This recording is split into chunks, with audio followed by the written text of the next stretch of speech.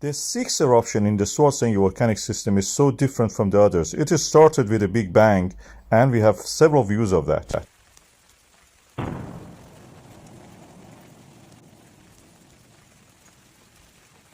We could see when it is coming through the tremors charts and the earthquakes models that we have, showing the depth and the location. It was very northerly, unlike the previous eruption, which was between Blue Lagoon and Green Lagoon. This one was the north of the Blue Lagoon.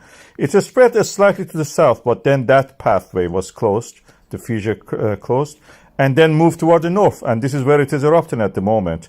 You can see in this diagram how it is doing. And the northerly location of this eruption was close to the plate boundary. This is the analysis that I published previously, as you can see that. This is on the very old, 2,000-year-old fissure of the Svartsengi, which is now reactivated through this eruption. We can see the plate boundary here and the location toward the north of the Storres Skogfjell. And the eruption can vary. We have very tall fountains and jets of lava, almost a Strombolian, or you can say Hawaiian style in that sense. The height of this we can calculate by the measuring the free fall time. 6 seconds is the highest I've measured, 176 meters. But it dwindles.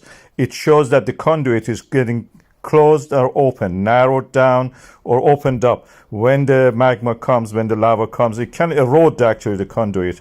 And sometimes it make it wider, so you have a bigger fountain. Sometimes it make it narrower, so you have a smaller one. That's like a tap practically. And this is again, in this model, you can see the representation. The uplift of the land was strange in all the past 6 eruptions. Before the eruption, we had the contraction of the Grindavik Rift Valley, the name I've given to that area. And this is what we don't expect. We expect the extension. This is the transform fault extending the, transferring the movement through the earthquakes, pulling a part of the Eurasia and Americas. But what we see here is a contraction. Contraction can be due to something that I interpret as the extension of the magma reservoir, and practically like a prostate gland pushing against the Rift Valley and moving it.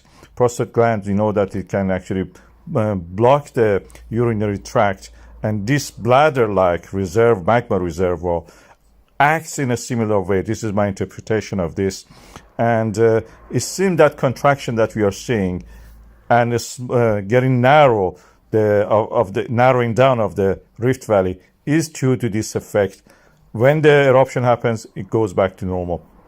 And this is the model that the University of Iceland, including Professor Thorvaldsson, have released. You can see that I will put the the wording of what they have said at the end of this video. Also the diagram, I've animated it for you. You can see that.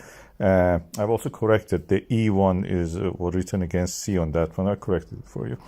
And anyway, the date was also wrong, 7th of August. This is 27th of August. I didn't put that 7th one. That was the wrong one. The 27th one at the end of that message and the writing is correct one. Watch that.